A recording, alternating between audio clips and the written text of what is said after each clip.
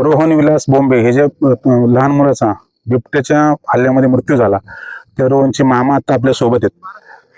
सर्वप्रथम मामांनीच रोहनला उचललं होतं, बिबट्याच्या तावडीतून सोडवलं होतं. मामा आपल्या सोबत आहेत. मामांची प्रतिक्रिया आपण जाणून घेऊया. मोठं आंदोलन झालं, रोडोडे फाट्यावर सुद्धा आंदोलन झालं. रोडोडे फाटा रस्ता असन अष्टविनायक महामार्ग, तो सुद्धा रोखला गेला होता काही काळ. त्यानंतर बेलाजुरी हायवे रोड तो सुद्धा रोखण्यात आला होता काही काळ. त्यानंतर दुसऱ्या दिवशी पुणे नाशिक हायवे रोड म्हणजे नॅशनल हायवे तो रोखण्यात आला. त्यानंतर असा गदारोळ झाला की नॅशनल हायवे रोखल्यामुळं आता रात्री 10:30-11 वाजता गुन्हे दाखल करण्यात आलेले आहेत. म्हणजे 200 ते 250 जणांवर ग्रामस्थांना गुन्हे दाखल करण्यात आले. हे गुन्हे दाखल प्रशासनाने केल्यानंतर त्यानंतर आपण त्यांच्या मामांची आपण बोलण्यासाठी आले. मामांचं आपण मत जाणून घेऊया. नमस्कार. प्रथम आपलं नाव सांगा. संतोष आरगडे. संतोष आरगडे. आपण प्रथम त्याच्या वेळेस रोहन हल्ला झाला त्यावेळेस आपण प्रथम इथंच होते का आपण कुठे बाहेर होतो? नाही, रोहनवरती हल्ला झाला त्यावेळेस रोहनच्या वडिलांनी म्हणजे माझ्या मेवण्याने मला फोन केला, दाजी कुठे? म्हणलं मी लाखनगावला आहे. मग म्हणलं आपल्या रोहनला वाघाने उचललंय, माझ्या समोरून वडीत चालवलंय का, पण मी सोडवायचा प्रयत्न केला पण वाघ 2 वेळा माझ्यावरती गुराकलाय. तो गुराकलेला आवाज पण मला मोबाईल मध्ये लाखनगावला आला. फोन केला गुराकला आवाज आला. हा, म्हणलं थांब, मी हातातलं काम हाय असं सोडून दिलं, गाडीला किक मारली, एक जोडीदार सोबत बसावला. एक काही 7-8 मिनिटांमध्येच मी इथपर्यंत पोहोचलो. रस्त्यामध्ये 2-4 गाड्या होत्या, गाडी लावायला जागा नाही, गाडी आहे अशी स्टँडवर नाही लावली, फेकून दिली. जे पळत आलो पाहिलं एक 7-8 जण पुढे पहिले अवेलेबल होती. म्हणजे तोपर्यंत वाघाच्याच तावडीत होता. तोवर वाघाच्याच तावडीत होता. मग तिकडनं आल्याच्या नंतर मी डायरेक्ट उसामध्ये गेलो. त्या बाळाला नेलेल्या फरफटीने डायरेक्ट उसामध्ये गेलो. मग सगळे आरडाओरडा करत उसामध्ये गेल्याच्या नंतर मग आम्हाला आतमध्ये उसात जवळ 300 फूट आतमध्ये गेल्याच्या नंतर रोहनचा मृतदेह डायरेक्ट रोहन असा रक्ताच्या थारोळ्यात पडलेला दिसला तिथं. मग रक्ताच्या थारोळ्यात पडलेला दिसल्यावर तिथं काही बिबट्या आम्हाला दिसला नाही. आमच्या आवाजाने काहीतरी तो थोडा घाबरून आजूबाजूच्या सरीमध्ये कुठेतरी लपून बसलेला असावा. पण रोहनला त्या क्षणी मी स्वतः माझ्या खांद्यावरती उचलून आणला, ऊसातून लगेच बाहेर 1-2 मिनिटांमध्येच बाहेर काढून आणला. तर नाकाला हात लावून पाहिला, इथं हृदयाला हात लावून पाहिला, पण त्याच्या हृदयाचा एकही ठोका असा जाणवला नाही का आहे म्हणून. जागेवरच वाटलं का पूर्ण जीव निघून गेलेला आहे. आता याच्यानंतर आंदोलन पेटलं गेलं सगळ्यात मोठं म्हणजे रोहनचा मृत्यूनंतर एकदम पिंपरखेडचा रस्ता रोको झाला. त्याच्यानंतर रोडोडे फाट्यावर सुद्धा रस्ता रोको झाला. जो आपला अष्टविनायक महामार्ग आहे तो बेलाजुरी महामार्ग आहे, तो महामार्ग रोखण्यात आला. तो काही काळ रोखल्यानंतर आंदोलकांनी असं ठरवलं की पुणे नाशिक हा महामार्ग रोखायचा. पण तो महामार्ग रोखल्यानंतर आता त्याच्यानंतर आपले मुख्यमंत्री तुम्हाला भेटायला आलते, म्हणजे उपमुख्यमंत्री एकनाथ शिंदे हे भेटायला आलते तुम्हाला. त्याच्यानंतर आपले दिलीप वळसे पाटील असं आमदार आंबेगाव विधानसभेचे माजी खासदार शिवाजीराव पाटील सुद्धा भेटायला आलते. आपल्याला काय आश्वासन दिलं होतं दिलीप वळसे पाटलांनी व शिवाजीराव पाटलांनी काय आश्वासन दिलं आपल्याला? सुरुवातीला ज्या दिवशी घटना घडल्याच्या नंतर एक काही अर्ध्या-पाऊण तासामध्येच आम्हाला पहिल्या सुरुवातीला भेटायला आलेले देवदत्त निकम साहेब ते भेटायला आले. पण त्यावेळेस जनसमुदाय एवढा जमला होता, जवळजवळ 1500 ते 2000 लोक इथं आमच्या परिसरात वावरामध्ये जमलेली होती. पहिल्यांदा निकम साहेब आले, पण निकम साहेबांवरही लोक धावून गेली, तुम्ही कुणीच यायचं नाही इथं, आमचं चाललंय काय.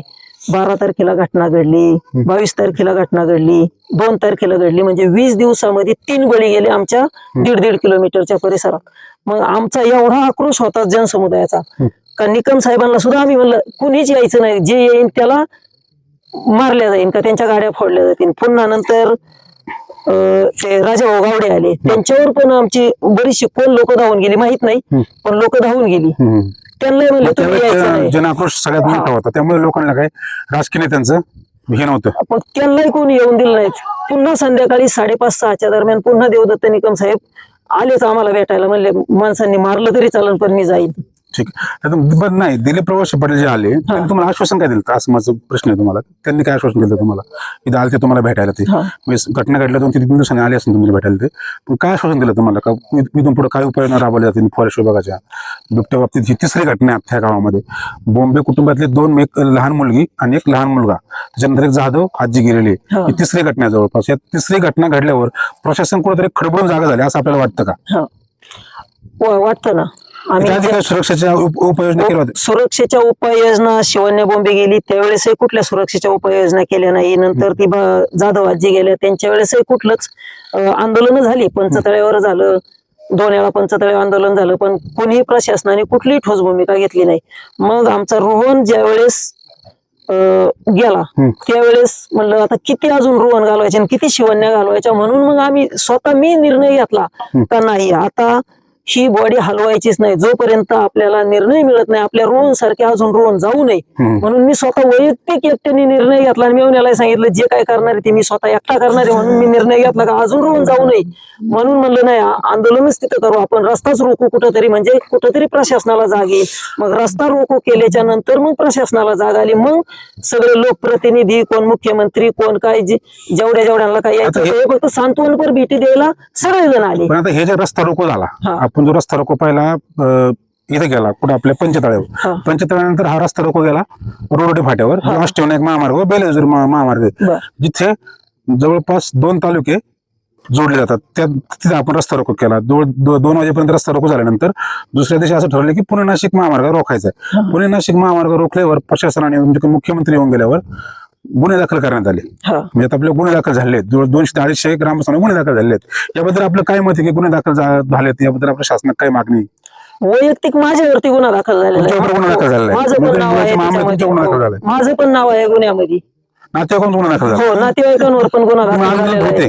आंदोलनात होतोच मी. म्हणजे तुम्हाला काय वाटतं, सरकारने गुन्हे दाखल करताना कुठे पक्षपात केलाय का? नाही, पक्षपात तर गुन्हे दाखल करताना जरूर केलेला आहे ना. गुन्हे दाखल जेवढे व्यक्ती आंदोलनामध्ये होती मग त्यांच्यावरती काही बरेच, कोणाची आता आपल्याला नावं घ्यायची नाही, काही व्यक्तींवरती गुन्हे दाखल केले. त्यांच्यातले काही जे जवळचे होते त्यांची नावं नाही घेतली. तुमचं मत असं आहे की प्रशासनाने ज्यांची नावं घ्यायची, म्हणजे विरोधकांची नावं घेतली आणि जे सत्तेमध्ये त्यांची नावं नाही घेतलेली, असं तुमचं वैयक्तिक, म्हणजे माझं ठाम मत आहे का नाही घेतलेली कोणाची. हे फक्त राजकारण म्हणूनच हे गुन्हे दाखल झालेले आहेत. राजकारण फक्त राजकारण म्हणूनच गुन्हे दाखल केलेले आहेत. आंदोलकांवरती गुन्हे दाखल केले. आज देश स्वतंत्र होऊन 75 वर्ष झाली. स्वातंत्र्य हे माणसाला नाहीये, स्वातंत्र्य हे फक्त बिबट्याला मिळालेलं आहे. मागणी एका गुन्हे मागे घेण्यात आले पाहिजे.